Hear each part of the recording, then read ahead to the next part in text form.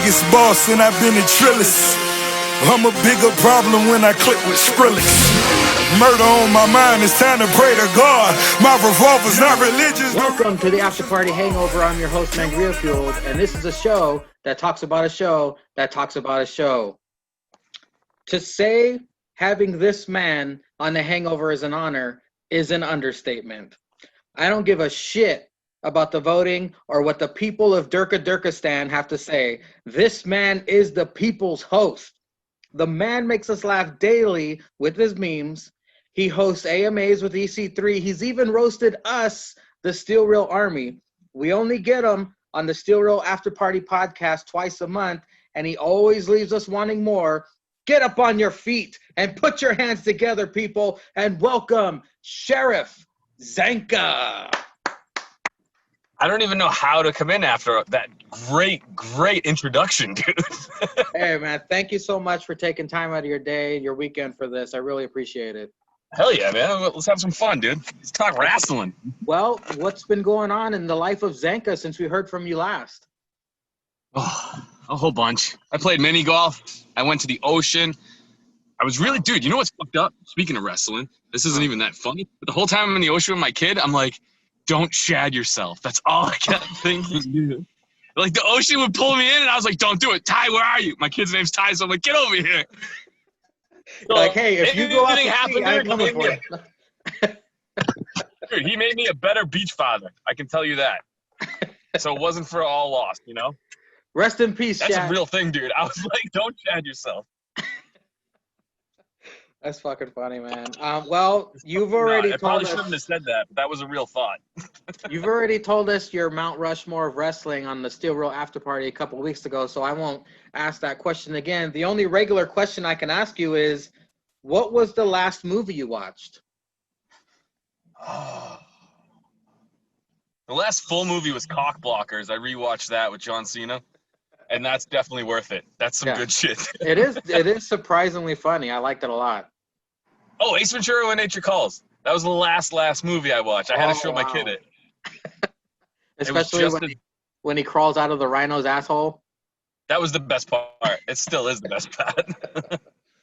Well, I did a poll, another random poll of the week. This is a new segment I'm trying, just random shit. Favorite game show, Zanca. What's your favorite game show of all time?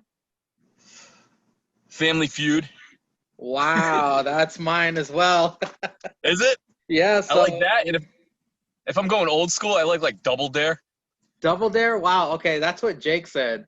Jake said Double Dare 2000, and actually I polled 16 of us, and Family Feud got 4 votes, counting both our votes. So that's in the lead. Second place, surprisingly, was Jeopardy. I can't do Jeopardy. I'm not smart enough. I'm horrible at that. If it's like Kids Jeopardy or Rock and Roll Jeopardy, I have a chance. But when they're doing the real shit, I'm like, this is stupid. A close honorable mention was Press Your Luck. Remember that from the 80s with the no whammies? No whammies, no whammies, no whammies. Remember? No. No. Well, is that where the checkout? It's, I guess. I mean, they tried to reboot it, but it failed. But, I mean, it's just a vestige of our past. Press Your Luck. YouTube it. It's nonsense, but it's fun. Also, I'm into nonsense. Legends of the Hidden Temple also got 2 That's votes. the other one I couldn't think of. Yeah, that's a good one. That's a good one. It's and surprising. Guts. I always wanted to do Guts. Yeah, Guts. That was a good one as well. Now it's time for the hypothetical question of the week. Zanca, take the funny juice. Would you rather spend a year as a porn star pre-AIDS or spend a year as a WWF wrestler in the 80s? So they're both like back in the past. This is a good one. You know, I'm going to go porn star. Porn star. For some reason, that classic porn does it for me. The all-natural fucking everything. Pre-AIDS, post-AIDS, I don't care. I'll take on all covers, dude. I'm going with that. Literally. Because then I could even do a wrestling parody of the 80s. That's true. Some might say that a WWF wrestler in the 80s lived as a porn star because, you know, bitches didn't care. Groupies didn't care back then. They got Ric Flair, for Christ's sake. How much pussy did that guy get in his whole career? My God, he's a porn star already. He's married now, and I think it's still happening for him. Oh, for sure, dude, for sure. How many times do you think he fucking got colored during sex? And after he comes, he does that fake fall he always does in the ring and shit. Dude, she takes her panties off. He just elbow drops her in the snatch. Man, now I really want to see a Ric Flair porn tape. He pulls the condom off, elbow drops that. No, he raw dogs it. He raw dogs it. Never mind. Yeah, there is no condom there. All right, well, let's get into some wrestling talk. I think me and you were the only two who spent the $15 to see Talkin' Shop-A-Mania. What were the highlights for you in that Good Brothers pay-per-view? Okay. The opening matches were fucking terrible. The commentary was the best commentary of all time. Oh, for sure. Yeah. The main event, obviously, the Boneyard match, was the greatest thing of all time, in my opinion. It was worth $15, dude. I could go for a quick rundown here. They prefaced the pay-per-view with saying, get drunk before watching this, which I was. I've watched it 3 times already. I was drunk twice and sober once so I could take notes. But Teddy Long came out of nowhere. I'm here to get motherfucking paid. They had the social distancing battle royal. Chico won the 24 championship. Does Freight Train have special needs, by the way? That dude looked nincompoopish. Dude, you can't get me canceled on my day off, please. Didn't he look like that dude does like? Let me just say, I agree with you, Mangria. I agree with you. We'll leave it at that. But then they started the contract on the tree match with Nature Boy Paul Lee. I don't know what the fuck that was supposed to do. It was funny as hell. He just held a headlock for 20 minutes. Yeah, in the pool and all over the goddamn forest. Then we had George North versus Stump Kowalski, the midget, the hardcore match. Any thoughts on that? I liked a lot of the spots. What was the one? The water slide spot was funny. Here's a fun fact. George North, now he likes every meme I make because I gave him one shout out one time. Damn. So that man needs some clout. So go follow him. He needs the help. And if he has a video, if he has a cameo, I'm buying that for the Still Real after party. You can just ask him. But dude, the day after, because I had a whole run of like him liking all my stuff. Yeah. So I go to his page or whatever, and it's him with, I would say, a mega pounder with extra cheese, and they're both lying in bed. I recommend trying to find the video because he talks about how it was the greatest night of his life that he finally got laid. It's a good watch, dude. I wonder if that mega pounder who was there at Talkin' Shop-A-Mania. It was the girl, yeah. It was her? Oh, shit. Yeah. God damn. He scored big time, dude. That's an understatement. We got to give him props for finding that pussy. I don't know if he put fucking dough all over it and found the wet spot or something. Christ. Kurt Hawkins showed up, of course. He was playing with his wrestling toys. Teddy Long introduces a tag team match, playa. The 80s Russian versus the Jungle Kittens. The Flock returns, Lodi and Sick Boy with Yeti wrapped in toilet paper. D'Lo Brown shows up. Rhino shows up with an eye, by the way. Rim Job, it looked like the manager for Kamala. Chavo Guerrero, of course. Willie Mack. Is Willie Mack a legit wrestler? Yeah. Is he an Impact? Yeah. Oh, shit. I'm going to say yes, but I'm probably wrong. But I think he might be. Man, the Good Brothers have a ton of friends because there was a shit ton of cameos during this. Rory Fox came out, the dude who got pants by Zack Ryder. Hawkins brings out Swoggle dressed as Ryder. Swoggle got a fat-ass donk, man. I didn't order the HD version. I ordered the SD version, so that donk was twice as wide. That actually got a pop out of me when he showed up. Yeah. Yeah, he's a hefty little man, dude. Yeah, I mean, him getting to the top rope, that was where their commentary shined, though. And moments like that, when there was so much dead space, because there's no crowd, obviously. Yeah. Those two guys, they're hilarious, man. If they do another one, I wouldn't mind seeing them call real matches either. Like, I just think they would do great at it. I want to hire them to call APPW matches. That would be phenomenal, dude. That would be phenomenal. Shit lips. They did end up pantsing Fox. He's wearing a G-string, and he runs into the fucking woods. Chavo and Chico have a fight in the gym. Chavo wins the title. Chad Too Bad wins the title from Chavo. Enzo comes out, cuts a promo in the ring that went absolutely nowhere. He just basically showed up and That said, was bad, right? Yeah, that was really weird. I think they were expecting him to be funnier. He must have been on some Adderall or something, because that was just weird. Yeah. Dude, the funny part, though, was the part, you kind of didn't leave it out or whatever, but, like, that dude was literally trying to kill Chavo, or Chavo was literally trying to shoot that guy. Yeah. Like, that dude had me laughing, dude. With the Him with the sniper rifle in the woods. Yeah. At first, I thought Chico was Chavo. I thought that was a gimmick that he was trying to be, but I guess not. Then they had that Braun Strowman moment when they both met face to face. Yeah. Then we come to the Boneyard match, and Zanca, I have a page and a half of notes about this, so that'll tell you how much I enjoyed this, but I won't go over anything. I'll just go over my favorite part of the Boneyard match. I said it in the chat. When it was the ending, when Chad hit Sex with the tombstone, Sex falls into the grave, and they smash cut to the fat black guy that's in the daytime making the shock face. I laughed so goddamn hard at that, dude. Oh, it's just... All the inside jokes for this was the best. Everything they did, even when they were doing the whole fight or whatever, when he hits him, he's like, sorry, I haven't worked in 6 months. Like, he's like, that was fucking stiff, dude. And the Rock and Roll Express, they're like, you two out of work motherfuckers, what are you doing?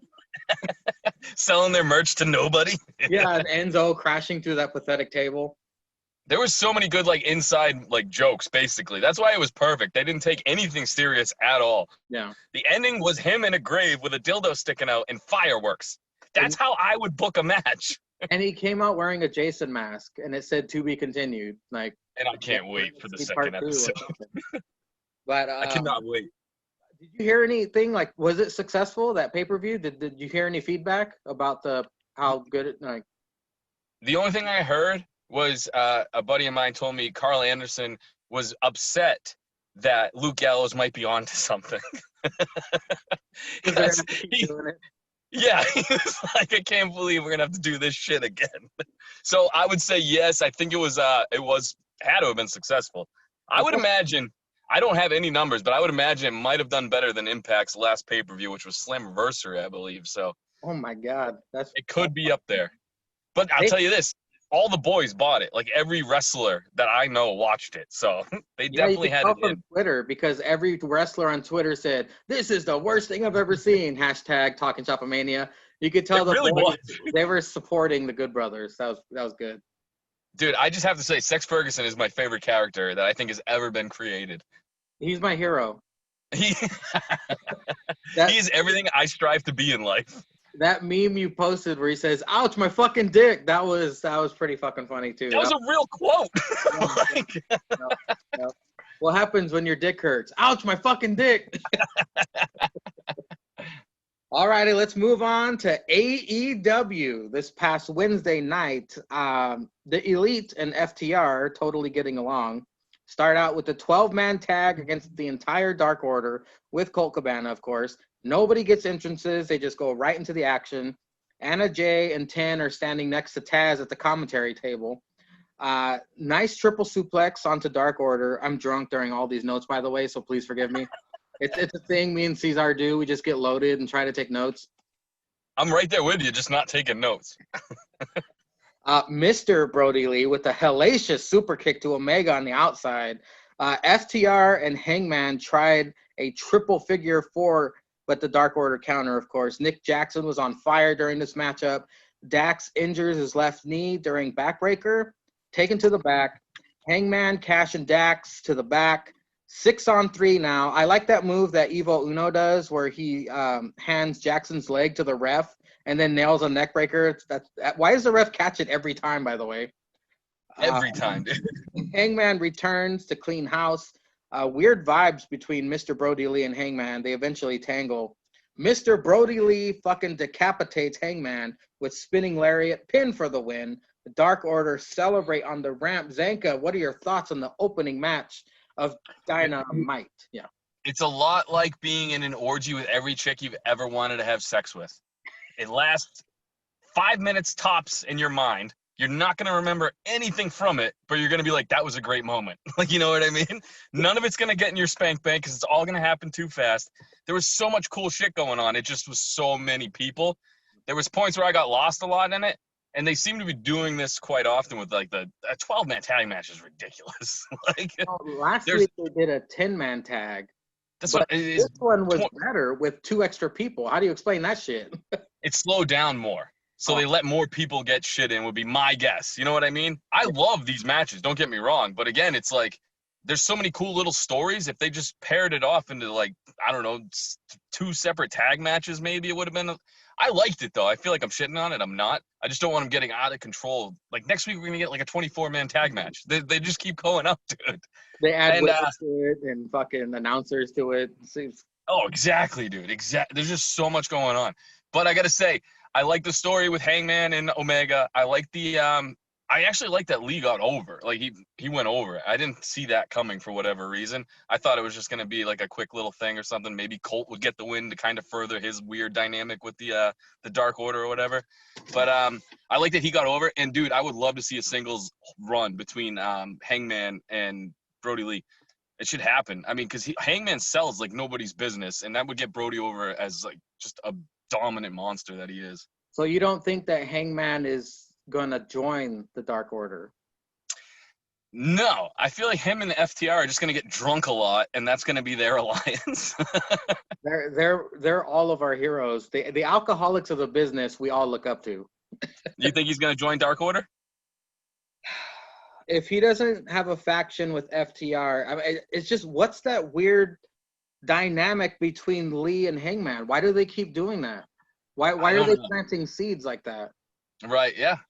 I'm hoping that it's going to lead to something where they get into a feud and maybe he'll join after that. But I would just like to see a feud where Lee is able to dominate somebody. And Hangman is the type of guy, he reminds me a lot of like an AJ and a Kenny Omega, where if you're in the ring with him, you're going to look like $1 million. AJ made James Ellsworth look good, like for Christ's sakes. True. I think Hangman's on that bar a little bit. He can make Lee a really big monster, which he needs to be, because sometimes the Dark Order to me comes off really cheesy.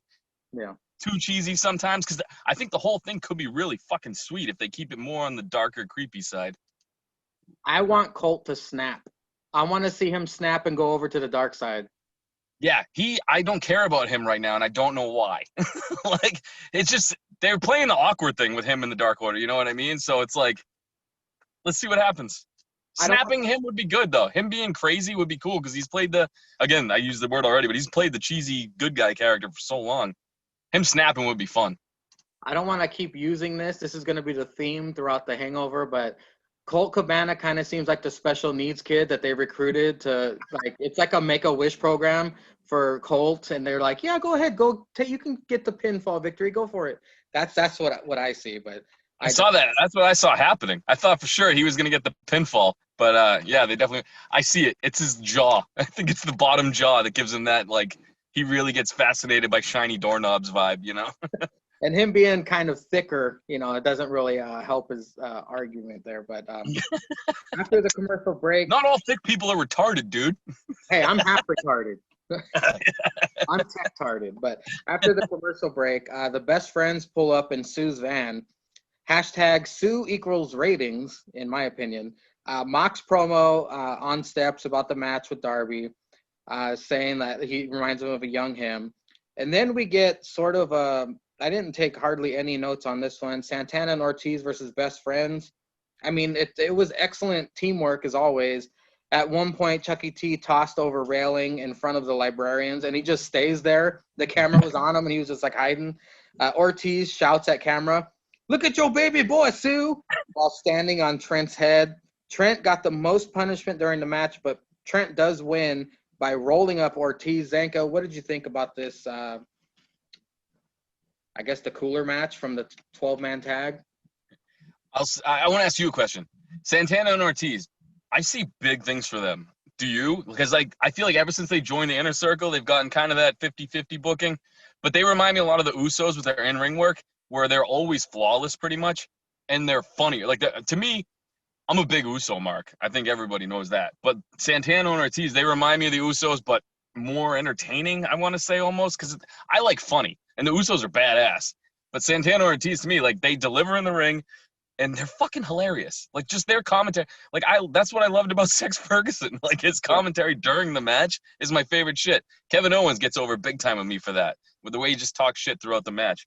But I see huge things for Santana and Ortiz, and I like the best friends. Don't get me wrong. I'm kind of glad that they won and everything, but are they going to be the tag champs? At this point, it kind of seems like Orange Cassidy is the bigger of those three. So, Definitely, yeah. as far as Santana and Ortiz is slowly becoming my favorite person on AEW because he steals the show. He steals the scene every time. Like last week, remember he goes, "Like cat piss, Tony," when he was like in Tony's face. He was the last person left on the ramp on that Inner Circle interview, and the way he gets rigor mortis when people hit moves and he just falls over like all stiff. He's the best. He's the best, dude. And Santana, he's getting funny too, but he's more of the serious wrestler guy. Ortiz is more of the funny comedian wrestler side, and they work together great. I didn't know anything. Here's a good analogy. They're like the Street Profits, but what the Street Profits should be. You know what I mean? Like Montez is kind of funny sometimes, and Angelo is the guy the seriouser of the two or whatever, the more serious. Yeah. Santana, they should put the tag titles on them and just let them go, man. Because that dude's a star. He really is a star. He gets people talking. He's in the ring with Cassidy, Jericho, not Jake Hager, but all these big names, you know what I mean? And he's the one that when he took the bump from the orange juice and just fucking flopped around like Vince McMahon, that's the shit that people talk about. Yeah. Do you think Santana and Ortiz should get the tag belts first or the Young Bucks? Who do you think should get them first of those two teams? Ooh. All right. I'll say the Young Bucks just so Santana and Ortiz can take it off of them. Oh, okay. That's it, though. Because in my opinion, those two guys are the stars of their tag division, and like they don't seem to get the kind of shine that I think they should get. They've gotten a lot of 50-50 booking, which is fine and everything because they're so character-based somewhat that it's fine that they can take the losses or whatnot, but I wouldn't mind seeing them just built because they're funny and they're fucking good. And those are two things you don't get all the time. Just for maybe a month, I want to see the Inner Circle match the Undisputed Era, meaning I want the Inner Circle to have all the belts just for a month, just so they can have that photo op and then drop all of them. That could happen, dude. I wouldn't mind seeing that. I want to see that. I think Jericho's done with the main event title, though. Yeah, probably for a while. I think MJF's taking it off of Moxley, so. Yeah, that's where it's heading. I mean, MJF is ranked number one. He's been ranked number one for months now, not getting a title shot, so it's inevitable. It's the smartest move because he's basically, we'll say, homegrown. You know what I mean? Yeah. He's a star that no WWE's never touched, really. Put the title on him because he's getting people talking with all of his promos. He's not the best in the ring, but he's not terrible. But they've had Jericho, they've had Moxley, and it's not a WWE versus AEW thing, but, you know, those two guys pretty much built their name to all the fans nowadays in that company. You put it on MJF, and that's a huge moment right there. That's like if WCW was to put it on Eddie Guerrero back in the day. Like, that would have been huge, you know? And I mean, every time MJF is on TV, I bet you the ratings pop. Last week, he was the best part of Dynamite with that promo with the Berber podium and shit. That was the best part. This is the next segment. Wow, good segue, Zanca. Thank you. After the commercial break, MJF live from campaign headquarters with Wardlow, being a dick to his staff and funny as hell. What if Darby wins? He's asked, and he goes, "Oh, that 125-pound emo kid, it sucked to fight him." What do you remember from that segment on Dynamite? That. Because he's basically assaulting his staff and firing people and shit. That shit is so funny. And he called out, I love Darby Allin, but it does look like I thought Mox got the best match that he's going to get out of a kid like that.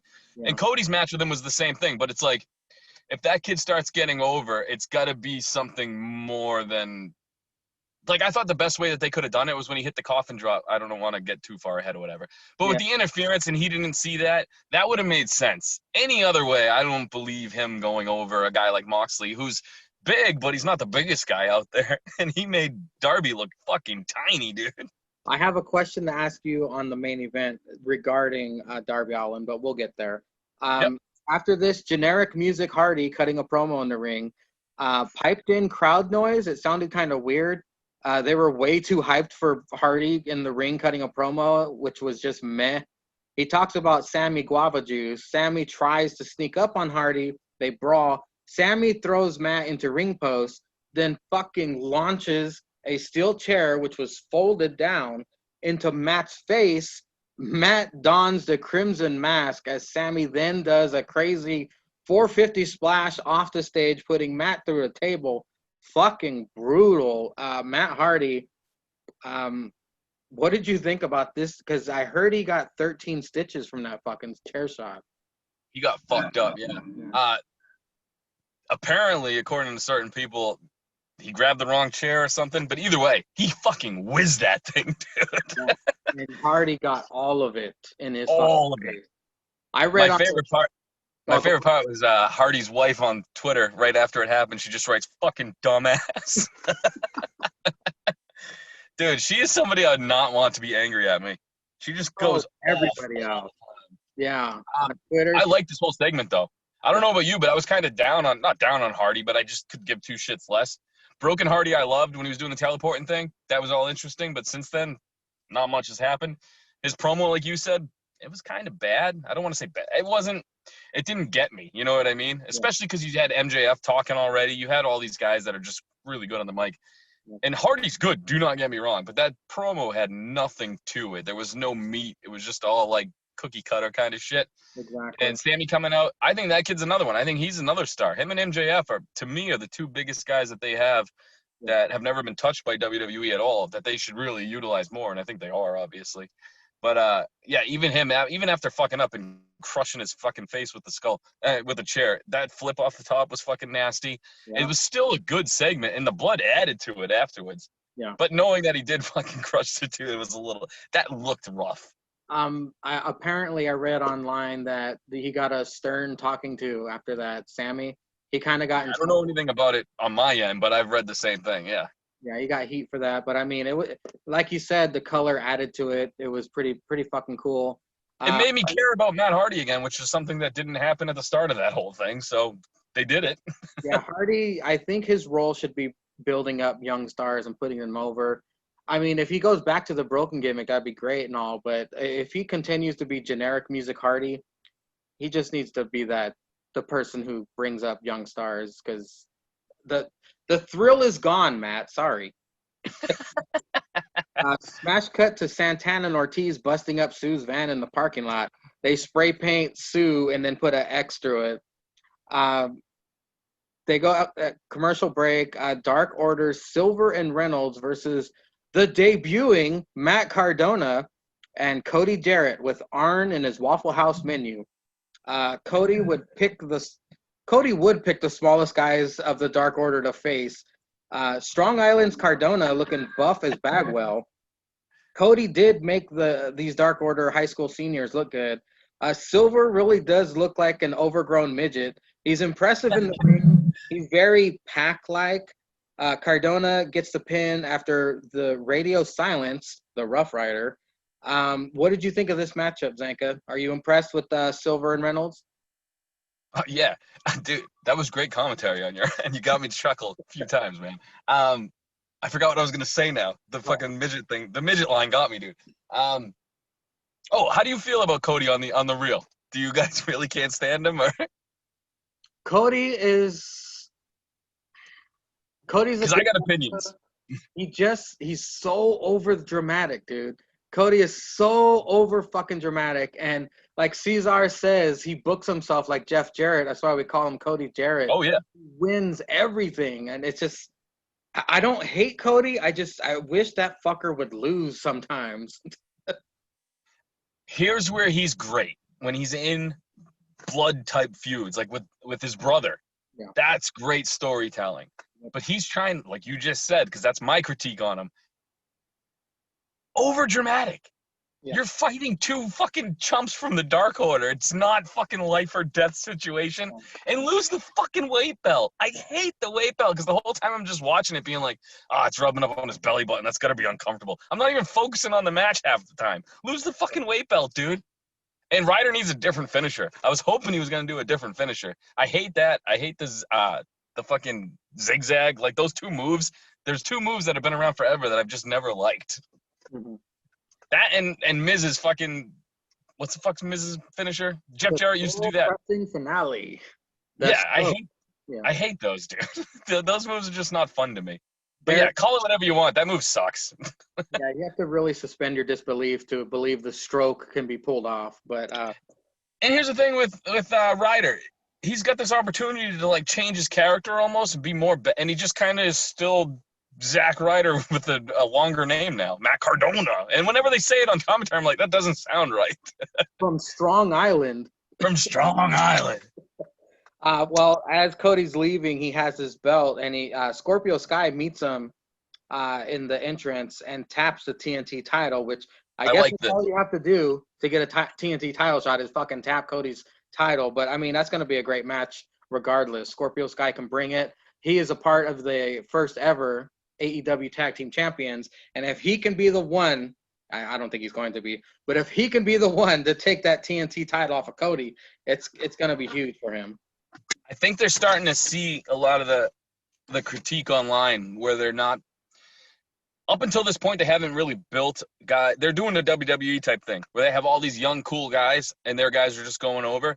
So I think it's time for that wheel to start turning. I think they see that. So kudos to them, because I think you're going to see a guy like an MJF, maybe go over and become champ. Who knows? I think you're going to see a guy like Sammy probably go over Matt Hardy because he doesn't need the win at all. Yeah. And I think you're going to see a guy like maybe Scorpio Sky get his fucking comeuppance because he's good.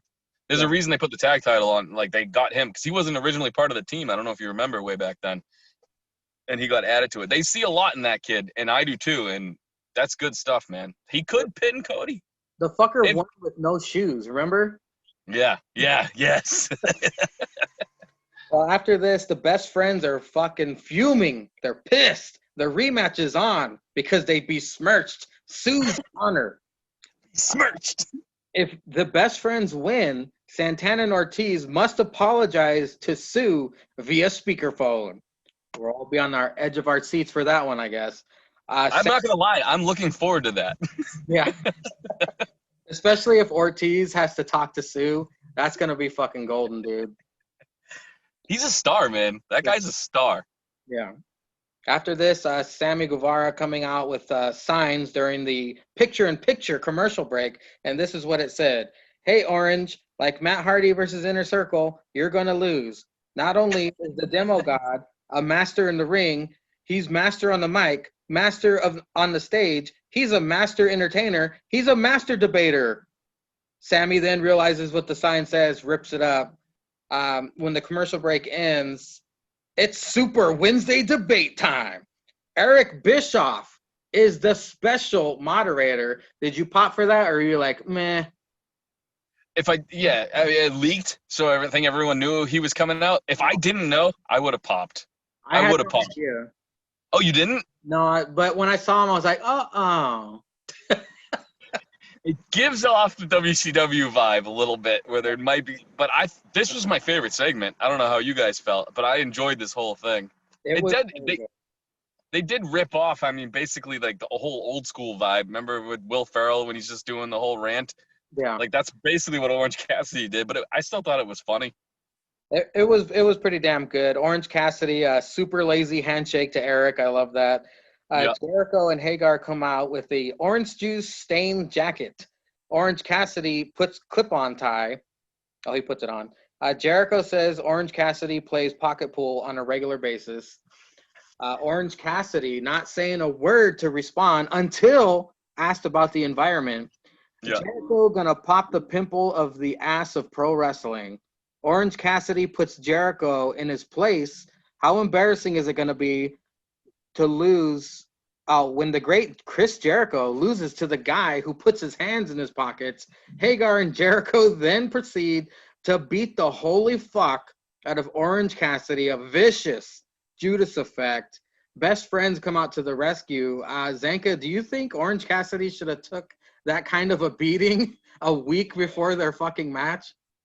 I liked it. Dude, my favorite part of the whole segment, though, was Bischoff and Jericho's back and forth, just because of their past and everything. Yeah. I love that. I can't pull the line because, I don't take notes. But it was something like Jericho's like, I've hated you for 22 years. And Bischoff's like, it's been 24, and I feel the same way, asshole. Like those two, they had a great back and forth. I enjoyed it.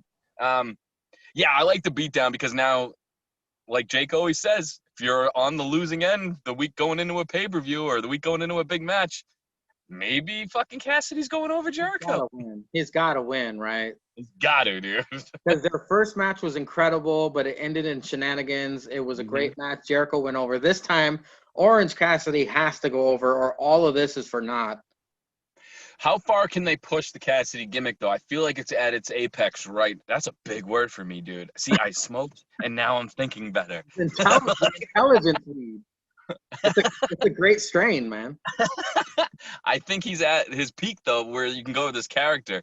They're giving him – he talked finally, so that's good news. I'm just curious to see where they go. I'm not shitting on it all because I love Orange Cassidy. I'm just curious to see where they go after this feud. You know what I mean? Like, if he goes over Jericho, what happens next? You know what's cool, though, is that Orange Cassidy basically admitted that he's fucking with all of his opponents. Because he kind of admitted that his hands in the pocket thing is like, he knows he's fucking with his opponent's mind. So poking fun at Jericho, well, what's it going to look like if the guy who does this beats you? I like that part of his character. He's kind of saving his serious character and his funny character, I think, can still maintain. And if Cassidy beats Jericho, I think if MJF defeats Moxley, those fuckers should fight. MJF versus Orange Cassidy, the two biggest non-WWE stars colliding. I'm with you on that. I like that. See, you just helped me book it to the end. Now I get it. Now I see where his character can go. Let me take a hit off that joint. All righty. Well, after the commercial break, Tony interviews the Michael Jordan of AEW, Dr. Britt Baker, DMD, says Reba will face Big Swole. Reba got a donk in them pants. My eyes were fixated, I must admit. Reba amazed at every offensive move she landed. That popped me. But, of course, Swole wins after she lands a spinning elbow to Reba. Zanca, have you seen Reba or Rebels independent wrestling? Oh, according to commentary, she has been wrestling for 300 years. She has 9,000. I hate it when they do stuff like that. Yeah. And then she just looks like shit the whole match. Yeah. But, I got a question for you. You know how they were doing the whole, the girls on Twitter or whatever were like, give your women more of a chance in AEW. Yeah. And then they give them this match. This is basically it. I popped so hard. I got to be honest, man. The ratings are killer without the women's division right now. 900,000. That's what I'm saying. 900,000 over NXT's 700,000. Right. Yeah. Like you said, they're putting on women's segments like this. It's not the women that are getting the ratings over. And plus, AEW's women division isn't all that anyway. I mean, come on. I think Britt's their best character. Yeah. Yep. And I think, what's her name? The skinny Asian lady. Hikaru Shida. I think she's their best worker. So, I mean, they don't have much to work with. I'm not shitting on anybody else, but it's like, you have your Nia Jackson, Nyla Rose, who's your dominant chick who could probably kill anyone in that fucking division at any moment by accident. So it's like, their division's not great, so I don't know what you want them to put out there. That's what I'm trying to say to these people. Like, well, don't forget about Vicky Guerrero and her remix song, Excuse Me. I love that song. I do like that, too. I like Vicky. Yeah. She's a great addition, and Shaw Guerrero is an announcer, by the way. This happened on the beginning of the Women's Tag Cup, whatever, but I'll talk about that on tomorrow's show. The main event, we finally got there. Darby Allin wearing a Mox paper mask. I thought it looked cool at first, but then I thought, here we go again with this word. I thought he looked like a special needs kid on Halloween when he got face to face with Mox. It doesn't look realistic. Yeah, I can suspend disbelief, trust me. But he looks so small. Yeah. At least like Mysterio was small, but you believed him. You know what I mean? Yep. Darby's got the coffin drop, and that's about it. At least Mysterio, he played up the little guy.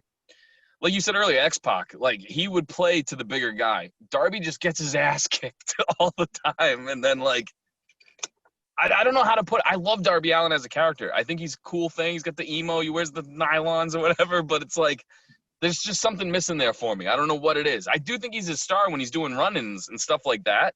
And the skateboard gimmick's cool. The half paint's cool. He's just missing something for me. I don't know. Do you think Darby should either get super fucking buff, or do you think Darby should go for the mid-card title instead? Because I See, think that would him defeating Cody for the TNT title and then having that as his belt is better than him going and bulking up. Because if he bulks up like huge, he won't be able to do half the shit he can do now. I see him definitely like in TNA back in the day. They had the X division. He would be perfect in a division like that. The main title, I just didn't see it happening. I didn't believe it the whole time. I thought the match was cool. I enjoyed the match. I just don't see Darby Allin. I see him as a star, but again, X division, like the mid card. You know what I mean? The TNT title. That's where he should be. It's too early. I think it's too early for him to be representing the entire fucking company when the dude can't even finish a steak. And his promos aren't Yeah. anything that knock it out of the park at all. He's big with fucking chicks who shop at Hot Topic. That's and like that's cool. He's Jeff Hardy's nephew. He's basically if like Jeff Hardy clipped off one of his pubes and planted it in the ground and it didn't get a lot of sun, like that's what would have grown. Like just a little bit of Jeff Hardy, but not all of Jeff Hardy. Well, he cuts Jeff Hardy promos. Let me vomit all the notes that I took on this. Mox bloodied Darby's mouth right out the gate with a fucking straight right hand to his face. Darby is no flapping gash, Zanca. He's tougher than a $2 steak, throwing himself at Mox like a lawn dart. That leads to Mox to toss Darby to the ring post off the stage. What I noticed when Darby hit the ground, he kind of went under the ring, and I thought he was bleeding. It looked like he was doing something to his forehead, but he never did start bleeding all over the place. Darby did stomp on Mox's head on the post and hit an impressive Code Red bomb. Wardlow then distracts the ref while here comes MJF, clobbers Mox with the belt. Darby hits the coffin drop and nearly wins. Mox is busted open from that title shot. Darby hit Mox in the face with back of his head. That looked really gnarly. Yeah. Mox then applied a rear naked choke, the Gotch pile driver, the paradigm shift, pin for the win. MJF is pissed off backstage. Mox holds Darby as the show ends. It looked really weird, like it was like it really was a brother and a little brother. Like he was holding him, going, "Oh, look, man, I told you shouldn't have done it." But what did you think of the main event of AEW? Reminded me when Simba was holding his dead dad. He was like, "Get up!" Yeah, I liked the match. I thought the whole thing was cool. I did. I enjoyed everything. I loved the MJF coming out and really establishing that he's going to be in the main event scene now. There's no holding him back. I'm glad Mox won because, like I said, I don't see it in Darby just yet. I don't see what everyone else sees, I guess. It's like Sammy. I see Sammy as a star. He's kind of almost got the same build. He's obviously more cut, we'll say. Yeah. But the way he works in the ring, he's way more believable to me than Darby. If he was in this, if they swapped roles, I would have been way more in line for Sammy to go over Mox in that predicament there. If he was like the baby face good guy, he just works better for me in the ring. But like I said, I mean, Mox, like that one punch and the kid was fucking almost dead. It was like he was beating up a fucking middle schooler, dude. He punched him right in the mouth and he went down like a Family Guy character. The only thing about Sammy I don't like is he sticks his fucking tongue out way too much. I hate that. And his cowlick hairdo. I mean, this guy screams high school senior. But like you said, he's way better than he screams that he needs the blue dot like Vince wanted to do for Christian. If he just covered that dude's face, it would be perfect, dude. Wear a mask or something. Shit. Oh, dude, yeah. He came back with one. They should just throw that some bitch back on him. Yeah. Well, let's get into NXT Wednesday. This past Wednesday, Slim Shady Ripley versus Dakota Kai. With Australia versus New Zealand. Ripley dominates the start. Ripley from an electric chair drop. She drops Dakota Kai's face first onto the fucking apron from the outside. That looked brutal. That looked painful. Yeah, the commercial picture-in-picture. Kai finally gets the edge. Ripley does gain control again, hits an electric chair drop in the ring. I guess that's a part of her repertoire now. I don't ever remember seeing Ripley do that, but she did it twice during this match. Kai with a great scorpion kick. Kai counters the Riptide into an incredible DDT. But girl, Eminem attacks Ripley on the apron, Kai wins with a kick to Ripley's head, the GTK. Kai is going to take over. Eminem beats down Ripley, busts her nose. Zanca, opening match, NXT. What you got? So here you go. They open with women, probably as a fuck you to AEW, and their ratings did not fucking show it the improvement. But this match, though, the whole time I'm watching it, Rhea Ripley is so fucking good. Isn't she like 12 too? She's super young. Imagine her in like 10 years. She's going to be phenomenal. She's so good. Kai's character for me, though, is money, dude. Her just being that snot-nosed bitch, like just fucking everything. And she brings it. Like you said, that DDT, that reverse DDT was fucking spot on. She got her ass kicked the whole match. She kept coming back for more. This match to me was a great match for the women's side of things. I enjoyed it. I liked both openings. Like I said, the 12-man tag, I compare. That's what I do. Yeah. The 12-man tag was a lot going on, but it was a lot of cool shit going on. Yeah. This was just a good back-and-forth match between two chicks, so I enjoyed the whole match, but the Eminem fucking hairdo definitely is distracting. I asked the guys this. I want your opinion, and if you've heard anything, where the fuck is Straight Sonya? Where is she? Dakota Kai's heavy. We call her Straight Sonya. I haven't heard anything. I don't know. She could be causing a ruckus on Raw or SmackDown. Ooh, that's a good theory, because I thought she got the Rona. She could have, dude. I haven't heard anything about it. I honestly don't know. The two chicks that everyone's saying I believe is correct is Vanessa and Chelsea is in the retribution. Rebuttal. Yeah. There you go. I knew it was one of those R words, not the one I always use. Well, after the commercial break, Pat McAfee and HBK were talking on the stage before the show, kind of signaling that something's going to be happening later on. I was waiting for that, anticipating that. We got the thick boy, the resident thick boy, Bronson Reed versus Shane Thorne, who's back in NXT. It was Australian warfare. Thorne with an impressive suicide dive to Reed on the outside. Reed lands a full Nelson slam to Thorne on the apron. Ouch. Thorne, impressive performance, but after a death belly driver and a tsunami of flesh off the top rope, Reed wins. Do you recall this match, Zanca? Yeah, dude. I watched. I do a podcast with Jake, dude. I have to watch. I just don't take notes, dude. I wasn't gonna say I'm glad Thorne's back, dude. I like him. I think he's a good hand, and he's big. How many Australians are on the fucking NXT roster, dude? You know, Sam had a boner the entire time this was going on. Both matches, by the way, both opening matches, it was Australia and New Zealand going on here, man. Dude, Sam, you know how he always does give me a rant topic on his Instagram? He gets way more fun dick comments than we get in our fucking questions, dude. Is it because it's probably the Steel Real Army who is giving him the fucking dick now. I thought it was because I ask for it, they don't give it to me. They give him all, what do you do when your dick gets too hard? And Sam just looks at the camera and he's like, I don't fucking know, mate. Like, he wants serious rant topics. I love that they don't give it to him. Back to it. Last night about Bray Wyatt, it was pretty. We actually had like a back and forth about Bray Wyatt for a while, but whenever I give him a rant topic, I think he skips it because it's too lame. So maybe give him more dick stuff, people. Flood him with dick stuff. Thick boy though, big fan.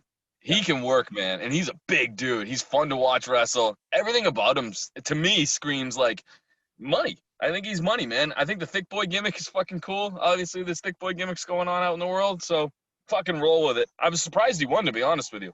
Not surprised because they're building him up, but I thought maybe they didn't want to put him in the match right away because they didn't want him losing, because I don't see him winning what the fuck is it called? The title.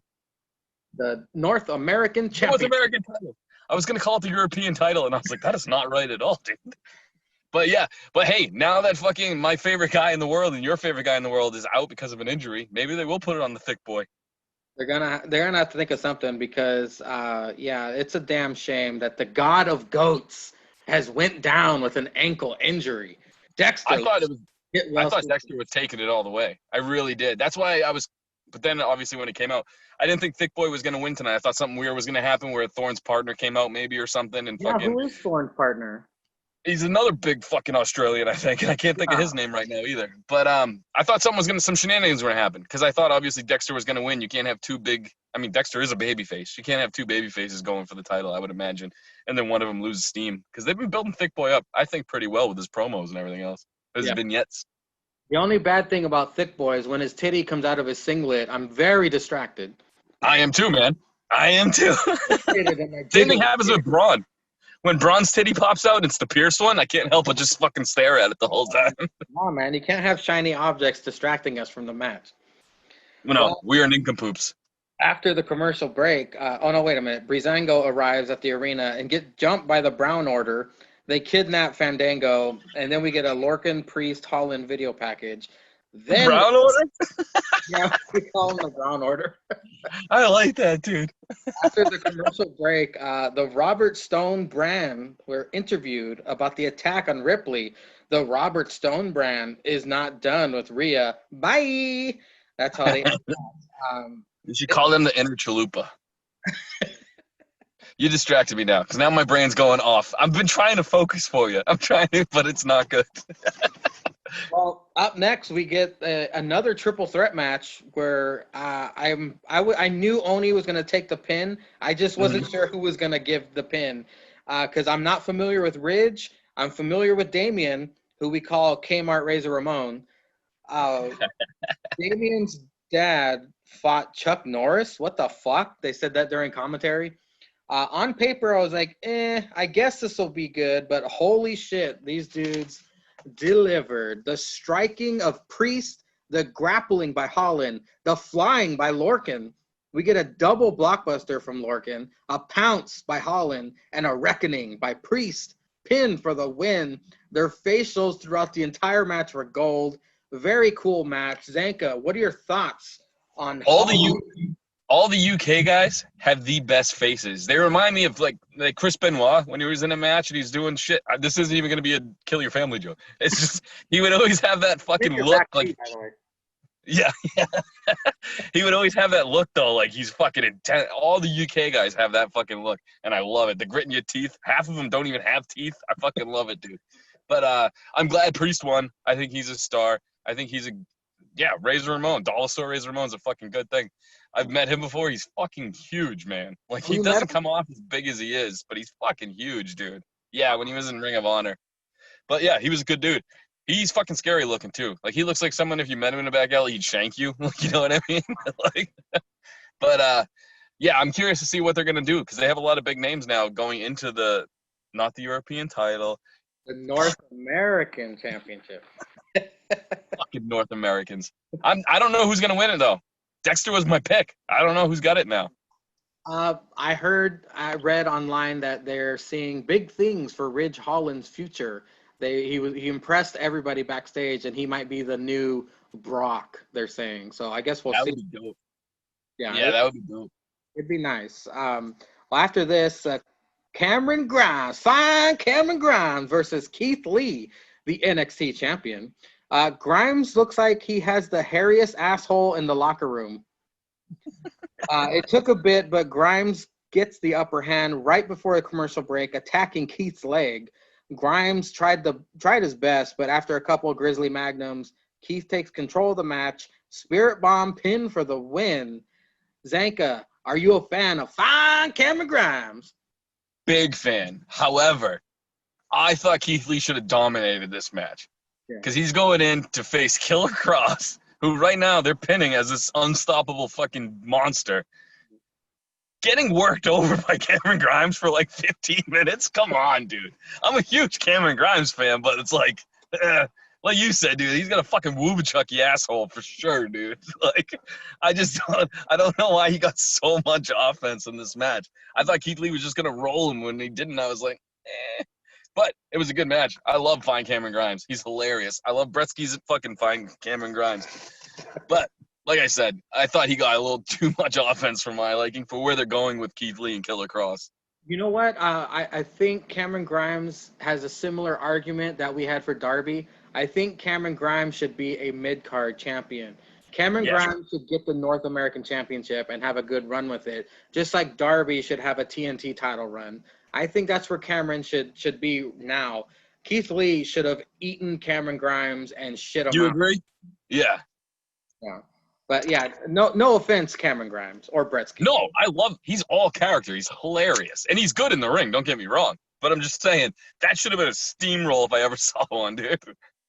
The lights go out. Scarlett speaking a foreign language. Cross murdered NXT trainees. Make this happen.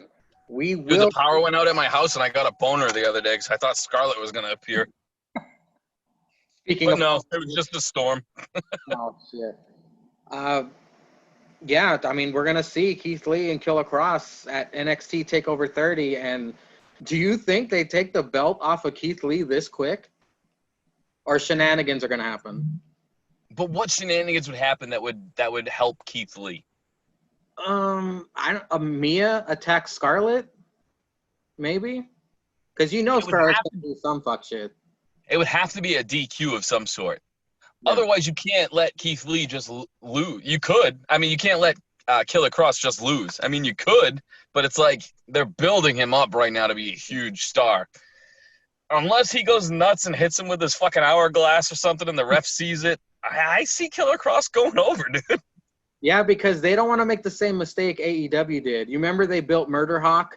He was this big, giant monster. He was going to murder everybody. And he fights Cody Jarrett. Cody Jarrett wins. It's like, come on.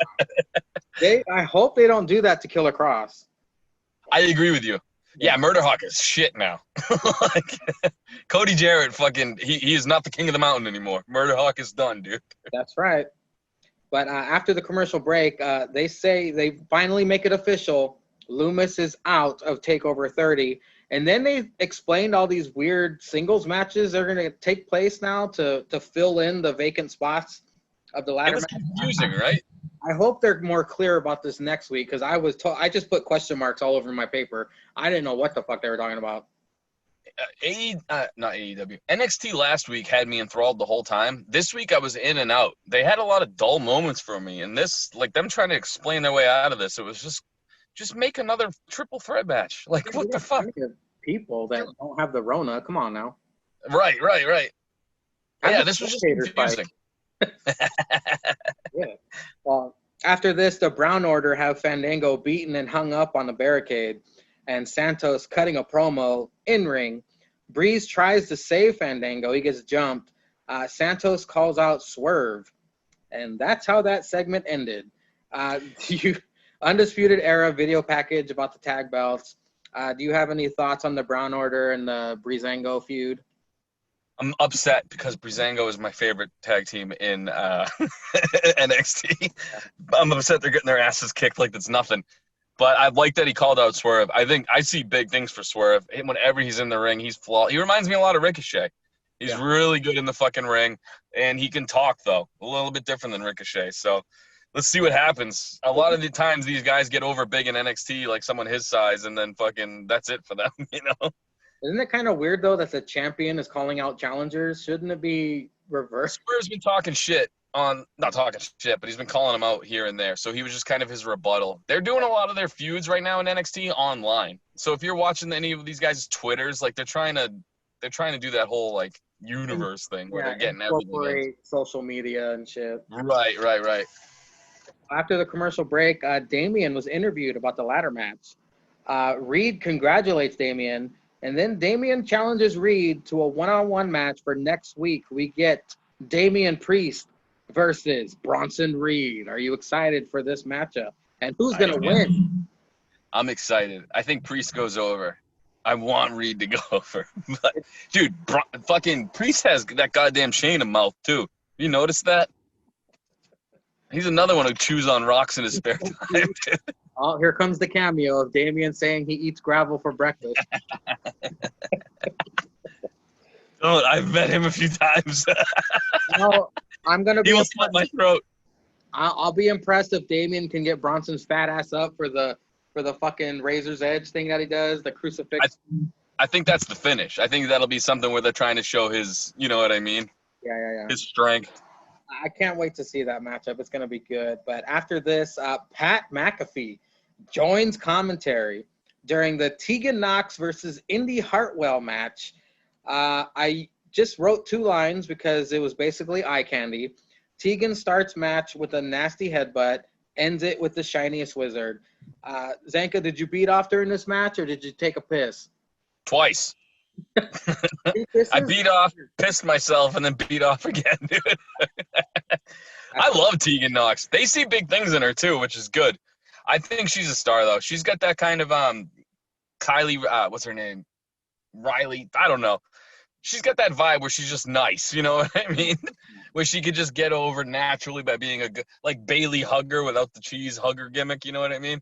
She's just a good baby face to have in your women's division. I don't know if she'll ever get to the top. I know they're high on her, but if you put her in the ring with a girl like Rhea Ripley, I think Rhea would fucking rip her apart. But I like her a lot, and the fact she's a lesbian is even hotter. Tegan is awesome, and I do appreciate that she looked up to Kane, but she needs to remove the chokeslam from her repertoire because she does not do a good chokeslam. We've been very critical of her during the tripods, but yeah, that's the only blemish is the chokeslam. Everything else, it sucks. It's Bailey to belly. It sucks. Don't do that. After the commercial break, they announced that Kushida versus Cameron Grimes for the North American Ladder Qualifier next week. Who was the question mark, Zanca? Who is it? If I had to guess, I just watched a bunch of Sam's rants, so I'll go with Eugene. Oh, ratings war over. Over, dude. They just dropped a bomb. Fucking Triple H is throwing his tights. Get in there, dude. Oh, my God. Go fucking Cody Jarrett, Triple H. Do it. Fucking Shane puts on his jersey, gets out there. Well, we made it. The main event of NXT. It's the NXT Tag Team Championship matchup. Imperium versus Undisputed Era and the Who Gives a Shit main event of all time. O'Reilly returns with his ginger beard and a mohawk. I appreciated that. Pat says Adam Cole has a child's body with a giant head. Beth leaves commentary? ? Kyle was whooping ass during this match. Pat making fun of everyone's size. Calls Adam Cole an angry elf. Cole throws water at Pat. Most of the notes are about Pat and Adam Cole. I don't give a fuck about the match. No disrespect to the guys, but it was all about Pat McAfee on commentary. They have to be separated. Triple H and Shawn Michaels, with a lot of refs, separate them. Imperium, by the way, retain and defeat the Undisputed Era. But Pat says Cole will always be a little man, then fucking punts Cole in the head. Triple H shoves Pat away. And we now know that at TakeOver 30, Adam Cole will face Pat McAfee. Zanca, are you looking forward to this matchup? I hope Pat McAfee punts that little biatch's head off, dude. That biatch he dropped was my favorite fucking part of NXT, dude. This was cool, though. I liked – they worked everybody. It was cool to do. They've been building up their little feud because they know each other. They don't hate each other, you know what I mean? Oh, yeah. But they've been doing this back and forth for years between the two of them. If you go on, I think it was WWE on Fox, they have a whole package built around, like, showing off all the times that these two guys have fucked with each other. Yeah. And when Pat was doing, like, the internet show there, and him and Cole would go back and forth shitting on each other, they put it all together. It's beautiful. Pat McAfee's hilarious to me. I know some people can't stand him, but I just like that he talks shit the whole time. He says dumb shit. Adam Cole playing like the wrestler who's pissed off about it. It's perfect. It's a perfect commentary on today's wrestling because you have everybody talking shit to wrestlers on Twitter. That's what McAfee's doing right now to Adam Cole, and Adam Cole's fed up with it. The whole work they did on his podcast was fucking beautifully done, dude. Incredible. I bought it at first, but then I was like, wait a minute. Adam Cole is the nicest human being alive. I don't want to ruin his gimmick, dude, but he's the nicest fucking dude you'll ever meet. He's thankful. He's fucking anything you say to him, he's super nice. Him going off saying, fuck you, Pat. I'm like, that's not real. The whole thing was beautifully done, in my opinion. I think it's great. I know some people aren't looking forward to it. They don't like celebrities in the thing. I think Pat McAfee is going to surprise a lot of motherfuckers. He's been training, so I'm not familiar with Pat McAfee at all. I know he was he's a kicker, but has he ever been in the ring? He got not in the ring apparently, but I don't know if he can actually wrestle. I mean, Gronk set the bar very low when it comes to wrestling. So if he could just rise above that bar that's All right. so low. Here's what I'm going to tell you. From what I've heard, now I'm going to make the analogy, but from what people have told me, I'm going to go with he's going to be underneath the guy who played Green Arrow. Oh, yeah. Whatever that fucking guy's name is. Scott Anus or something. I can't remember his fucking name. Steve Anus? Emil? Stephen Amell. There you go. He's going to be underneath him, and he's going to be right fucking skyrocketed above Gronk. So he'll be in between those two guys, dude. Gronk was fucking terrible, dude. Oh, yeah. Yeah. No, but he's been training a lot. I think it's going to be fun. I think they're going to surprise some people. And Adam Cole's another one, like a Hangman Page and AJ Styles, all these guys. He can work with pretty much anybody, and he'll make it good. And I think they're going to really play up the fucking Pat McAfee being the bigger guy in the feud, so it'll be funny. You got to imagine Pat McAfee and Adam Cole are training right now. They're probably training right now. Okay, you do this, we'll do this. And he's teaching them the ropes, literally. Dude, and that punt was beautiful, dude. Yeah. He killed him. Wait a minute. Better punt. Pat McAfee, Randy Orton. Pat McAfee is a Pro Bowl punter. Oh. I thought his punt looked... Orton pulls back. I'm going to say it. I'm going to call it like it is. I fucking love Orton. But he throws that dead fish leg out there where his fucking all knee and his little shin goes up and touches his ass crack. No, Pat McAfee fucking extended. He kicked Adam Cole's fucking head off, dude. And Cole playing it up on the fucking table was beautifully done, dude. Is that going to be his finisher? It has to be his finisher. He's a punter, dude. Unless he does Kane's choke slam. Oh, fuck that. Do you see this as a one-off, or do you think Pat will actually have multiple matches? I see it as a one-off. I mean, he may have multiple matches. I don't see him being on the NXT roster. You know what I mean? Like as a active participant all the time. Yeah. He could come back for here and there matches, but his podcast does huge fucking numbers, and I just see him being way too money maker like everywhere else to just come. He loves wrestling though, so he could do the Steven Anus thing, whatever the fuck that guy's name is, or he has a few matches here and there. Well, Zanca, we did it, brother. We did it. We went through AEW. We went through NXT. Thank you so much for joining me here for the After Party Hangover episode 51. Can you believe that shit? 51 weeks. Can I toot my own horn before I toot yours? Yes, sir. I stayed on topic the whole time. That's right. The whole time. I went into this, I'm like, don't fucking make too many dick jokes. Focus on what Mangry is saying. Give him your best analogies, effort, everything you got. I stayed on topic, and I'm happy. 51, I hope there's a fucking 51 more, and we get to 102, dude. And I'll be on that one. I'm praising God that there wasn't a squirrel that distracted you during this hour and a half. Thank you so much for staying focused. We should do a random one where you just let me go off, though. You just ask me questions about weird shit, and I'll go off on weird tangents, and you can go off on weird tangents, and we just see what happens, because I think we can make some magic podcasting. I will invite you to the tripod sessions with Bretsky, Cesar, and myself. We talk about all kinds of dumb shit. We're not going to get anything accomplished. No, it's going to be great. We might cure fucking COVID. Who knows, dude? It'll be zero progress, all tangents. I'm in. You let me know when. I got Zoom now. I'm fucking high-class white trash, dude. You need to pat yourself on the back there, Zanca. Not only did you put Jake through a table at Extreme Friends to become the #1 contenders for the Tag Team Championships, you just defeated Savage Alpha Foxtrot on last night's Dynamite. So would you like to say service member?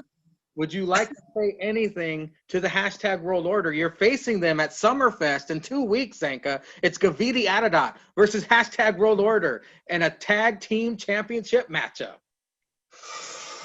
Well, let me tell you something, brother. I've been known to drop N-bombs on fucking people. I've been known to bang other people's wives and get taped. I've been known to eat a Big Mac before I fuck that guy's wife. But I'm also known for being the longest reigning WWF champion of the modern era before that little CM Punk guy. So what I will say is this, #World Order.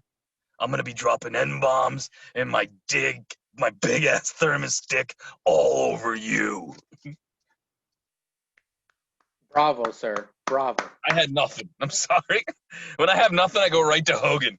Well, let me go ahead and plug the podcast that inspired the After Party Hangover, the Still Real After Party podcast. You can find it anywhere where you listen to your podcast. They will be returning for a Summer Slam prediction show, and then We're a lot like a divorced dad, though, that we only see you guys every other weekend. We don't pay our fucking child support. One of us doesn't even like the kid. Let me just tell you now that the Steel Real Army appreciates what little content we get from you, or a ton of content. We appreciate everything. You guys are very entertaining. We're all anticipating the return of the SRAP. Cannot wait. Zanca, do you have anything else you want to plug before we let you go today?